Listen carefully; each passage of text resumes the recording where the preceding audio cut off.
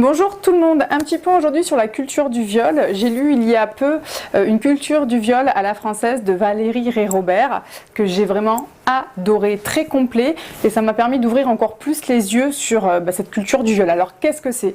On y participe tous plus ou moins, c'est plutôt inconscient et c'est super bien caché. Par exemple, la dernière fois j'ai acheté un livre sur la mythologie à mes enfants et on parlait de Zeus qui passait son temps à se cacher, à déguiser son apparence, à faire du forcing auprès des dames et voilà, sous le coup du viol au final on le nomme pas comme tel, mais par contre il s'agit bien de ça. Pareil dans les séries, d'ailleurs j'ai fait une vidéo sur How I Met Your Mother et Friends où l'alcool auprès des femmes est valorisé pour pouvoir profiter de leur fragilité, pour pouvoir les violer tout simplement.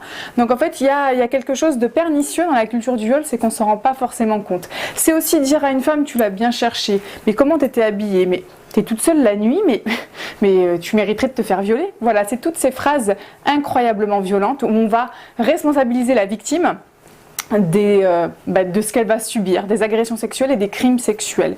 J'aimerais aussi faire un gros point dans cette vidéo, et j'en parle à chaque fois que je vois des publications où on parle d'agressions sexuelles. Les agressions sexuelles, c'est quand il n'y a pas de pénétration. Et quand je vois une joggeuse s'est fait violer, l'agresseur... Non, c'est pas un agresseur, ça s'appelle un criminel. Voilà, depuis 1980, le viol est devenu un crime en France, donc c'est passible de la cour d'assises, même si les viols passent de moins en moins en cour d'assises, puisque voilà, c'est justement blindé à ce niveau-là, donc on passe en correctionnel avec des peines mineures. Donc voilà, on a envie de vomir, mais bon, c'est le système français, c'est comme ça. Et donc j'ai envie de rappeler aux journalistes leur travail. Voilà, je sais, c'est pas toujours simple la langue française, mais quand on commet un crime, on est un criminel, et quand on commet une agression, on est un agresseur.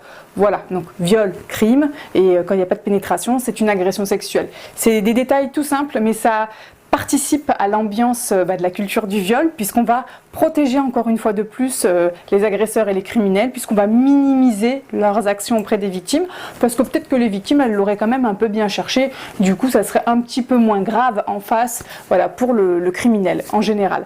Donc je pense qu'il est important d'ouvrir les yeux et de pouvoir se rendre compte qu'on protège énormément ces personnes, soit d'un point de vue médiatique, je ne vais pas rappeler toutes les affaires autour de ça, mais des stars qui se positionnent alors qu'il y a eu X événements, X plaintes et révélations affreuses sur une personne, et on maintient sa position. N'oubliez pas que les gens ont plusieurs facettes et qu'on ne peut pas tout connaître des gens qu'on aime. Autre point que j'aimerais citer dans le livre de Valérie Rey-Robert, Une culture du viol à la française, c'est les stéréotypes, les idées reçues qu'on a. Par exemple, si un homme est beau et accusé de viol, on va dire mais non, il est trop beau, il peut pas violer, il a toutes les femmes qu'il veut. Ça n'a rien à voir. Les violeurs en général sont misogynes et ont des rapports sexuels classiques. Ils sont même voire en couple. Donc il ne faut pas se fier aux idées reçues qu'on pourrait avoir parce qu'elles sont complètement erronées. Pareil sur la tenue. Une étude a été faite aux États-Unis. Les violeurs ne se rappellent en général pas de ce que portaient leurs victimes. Donc c'est pas une attitude et c'est pas une tenue qui va provoquer, on va dire, l'élan chez le violeur. Ça va être l'impression que l'autre pourrait paraître fragile et donc ne pas se défendre. Donc je pense qu'il est important de ne pas se dire il est 2 h du matin, elle risque quelque chose, elle est habillée en jupe courte, elle est belle, c'est un hommage à sa beauté, ou il n'a pas pu se contrôler tellement elle était belle, ou elle était moche.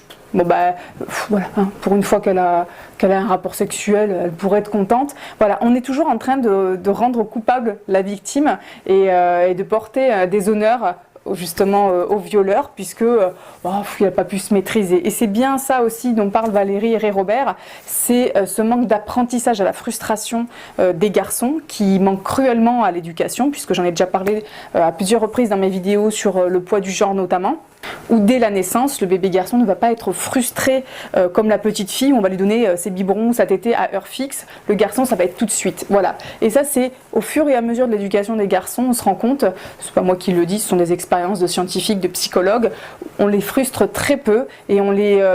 Voilà, on n'a pas cette culture-là de leur apprendre à patienter, à écouter les besoins de l'autre, à être empathique. Du coup, voilà, les personnes, et notamment les hommes qui ont grandi avec cette culture de la non-frustration se pensent tout permis sur leurs propres désirs et leurs propres pulsions. Il n'a pas pu se retenir, monsieur le juge, vous comprenez bien, regardez la victime comme elle est belle. Quel homme pourrait se retenir? Voilà, donc ça, je trouve ça gravissime d'en arriver jusque-là et de participer à cette culture du viol, justement. Autre point que j'ai nommé en tout début, c'est céder n'est pas consentir. Je pense que c'est très important de s'en rappeler parce qu'il y a beaucoup d'hommes qui ont aussi dans leurs mots, je vais insister encore un peu, voilà, en mode forcing, on appelle ça des forceurs, ils pensent qu'ils vont arriver à, et en fait ça s'appelle arriver à ses fins dans cette dynamique-là, c'est un viol tout simplement, c'est espérer épuiser l'autre mentalement pour qu'elle cède. Et à quel moment on sent qu'il y a du consentement, qu'il y a du plaisir, qu'il y a de la réciprocité? On n'apprend pas aux garçons aussi tout jeunes à être, alors pas pour tous évidemment, je diabolise pas du tout l'éducation de tous les petits garçons, je connais bien plus d'hommes merveilleux que d'hommes comme ça évidemment, mais il va bien falloir en parler. Je pense qu'il est donc important de pouvoir apprendre aux garçons que quand elles cèdent, c'est pas une bonne chose, c'est que vous l'avez exténuée, vous l'avez fatiguée tellement qu'elle a fini par dire oui et changer sa réponse parce que vous l'avez épuisée. Donc ça, je trouve ça très toxique et il est grand temps que les choses changent. C'est pour ça aussi que je mets en lien ma vidéo avec le devoir conjugal où parce que monsieur n'a pas fait l'amour pendant 3 semaines, il n'en peut plus et madame finit par céder. Ce n'est pas du consentement. Donc mesdames, réappropriez aussi votre corps, votre capacité à vous dire que vous n'êtes pas forcément des bonnes épouses au niveau du lit. Monsieur a une main droite ou une main gauche, il peut assouvir ses pulsions tout seul. Vous n'êtes pas responsable de ça, tout comme messieurs, évidemment l'inverse, toujours ce juste équilibre. Vous n'êtes pas responsable des pulsions de votre compagnon. Voilà, je vous remercie de m'avoir écouté. N'hésitez pas à lire le livre de Valérie Rey-Robert qui est vraiment génial et à vous abonner aussi à la chaîne YouTube Des couilles sur la table qui est exceptionnellement très intéressante. Voilà, je vous remercie de m'avoir écouté. N'hésitez pas à vous abonner à ma chaîne YouTube. Je vous dis à bientôt. Au revoir.